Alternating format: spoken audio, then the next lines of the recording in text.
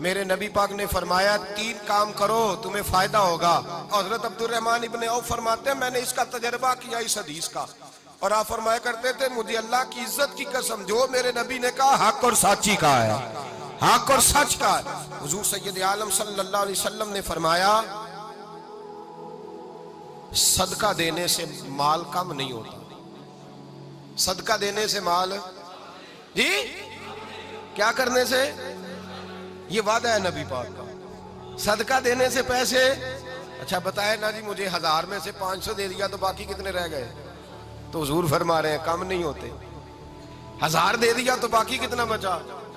نہیں بھائی, میرے محبوب فرماتے ہیں تو اللہ کے رستے میں 1 دے وہ تجھے 700 گنا کر کے واپس عطا فرمائے گا.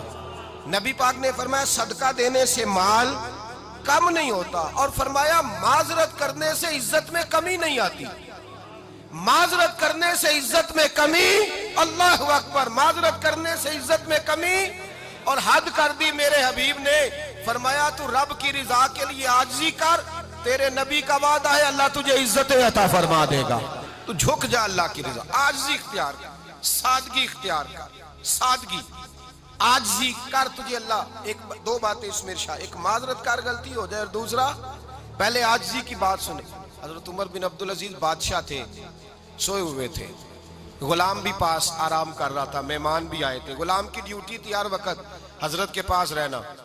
اب سوئے ہوئے ہیں, دیر ہو گئی, غلام بیچارہ تھوڑا تھوڑا اونگ آتے آتے سو گیا.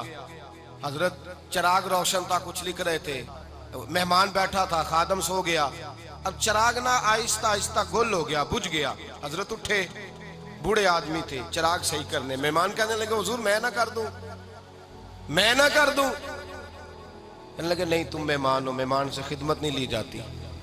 تو اس نے کہا غلام کو جگائیے. فرمانے لگے ابھی تو بیچارہ سویا ہے اور نیند سے بیدار کر دوں. خود گئے, اس میں تیل دوبارہ ڈالا, بتی ٹھیک کی, جلائی, واپس آ گئے. وہ مہمان, اب بادشاہ کا مہمان بھی تو کوئی بادشاہ ہی ہوگا نا.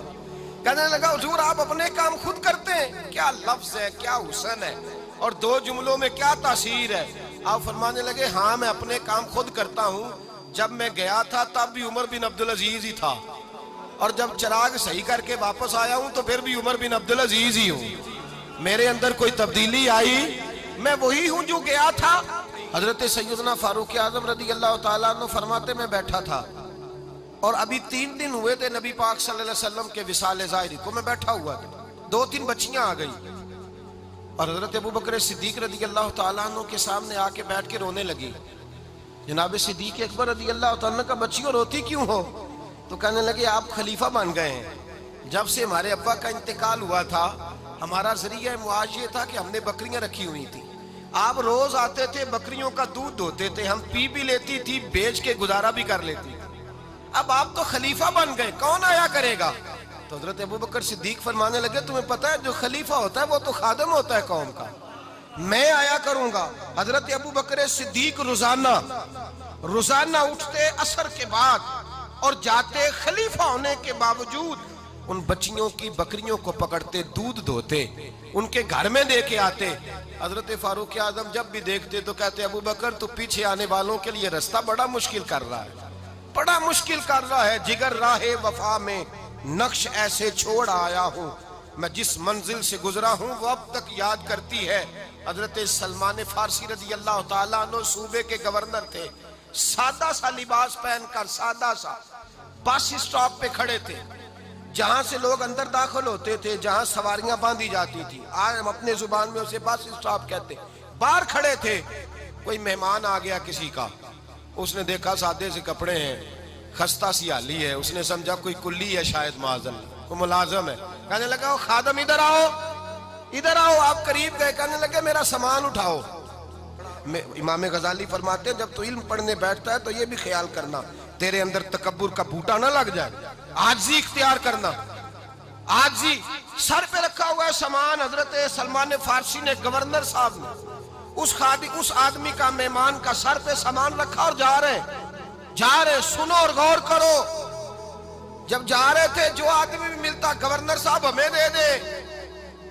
مہمان پریشان ہو گئے, کہنے لگے حضور آپ گورنر ہیں؟ فرمانے لگے نہیں, یہ تو میرا دنیا داری کا نام ہے جو ان لوگوں نے رکھا ہوا ہے، اصل میرا نام وہی ہے جو تو نے لے کے پکارا ہے، اصل نام وہی ہے۔ تو نے کہا غلام ادھر آ، آپ فرمانے لگے پہلے میں ایک یہودی کا غلام تھا، پھر رب تعالیٰ نے فضل کیا تو میں محمد عربی کا غلام ہو گیا، رسول اللہ کا غلام ہوں، اور جب میں نبی پاک کا غلام ہوا ہوں تو اس سارے صوبے کا امام ہو گیا ہوں، تو اصل تو میں غلام ہی ہوا نا۔ دوسرا میرے نبی پاک صلی اللہ علیہ وسلم نے ایک تو عاجزی سے عزت ملتی ہے، تکبر سے عزت، وہ جو بندہ جھجکتا ہے نا تیرے نیڑے جانے سے، تو کہتا ہے میری بڑی عزت کرتا ہے، وہ عزت نہیں کرتا۔ شیر کی عزت ہوتی ہے کہ خوف ہوتا ہے؟ بولے نا تو نہیں نا ڈر لگتا ہوتی کو۔ شیر کا کیا ہوتا ہے؟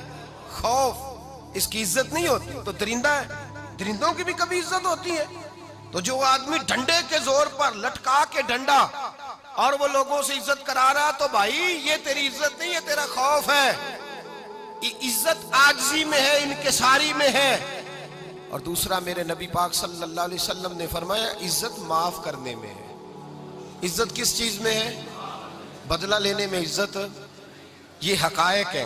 عزت بدلہ لینے، جس نے ایک تھپڑ کے جواب میں 2 مارے وہ باعزت نہیں، بلکہ مسند امام احمد بن حنبل پڑھی، حضرت موسیٰ علیہ السلام کوہ طور پہ کھڑے، میرے رسول پاک علیہ السلام فرماتے ہیں جناب موسیٰ علیہ السلام نے اللہ کی بارگاہ میں عرض کیا، اے اللہ ساری دنیا کہتی ہے ہم عزت والے ہیں، ہم عزت والے، من اعز عبادک یا اللہ، اے اللہ تو بتا تیرے بندوں میں عزت والا کون ہے؟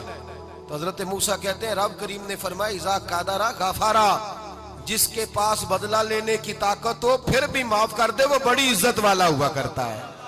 جو اینٹ کے جواب میں پتھر مار سکتا ہو، جو گولی کے جواب کے اندر 15 گولیاں مار سکتا ہو، لیکن معاف کر دے وہ بڑی عزت والا ہے۔ عزت والا ہے جو معاف کرے۔ حضرت فخر جہاں دہلوی بہت بڑے درویش تھے، سلسلہ عالیہ چشتیہ کا بہت بڑا نام، اور اس صوفی کے آپ حالات پڑھیں تو رب کریم نے بڑا ہی نوازا ہوا تھا۔ دلی کی جامع مسجد کے خطیب، اور ان کی کرامت یہ تھی کہ جو آدمی آ کے سامنے کھڑا ہوتا تھا نا اسے بتانا نہیں پڑتا تھا کہ میرے دل میں کیا ہے، بتانا نہیں پڑتا تھا۔ سامنے آ کے کھڑا ہوتا تھا تو حضرت ہاتھ اٹھاتے تھے، کہتے تھے اللہ یہ بے اولاد ہے اسے اولاد عطا کر دے۔ دوسرا آ کے کھڑا ہوا، خوشی نہیں ہو رہی آپ کو؟ دوسرا آدمی کھڑا ہوا، دوسرا آدمی، اس نے آ کے کہا دعا کے لیے سامنے کھڑا ہوا تو حضرت کہنے لگے اے اللہ بیمار ہے، وہ کہتا میرے دل میں بات تھی مجھے بتانی نہیں پڑی، اتقوا فراست المومن فإنہ ینظر بنور اللہ، نبی پاک نے فرمایا مومن کی فراست قلبی سے ڈرا کرو، وہ تو اللہ کے نور سے دیکھتا ہے۔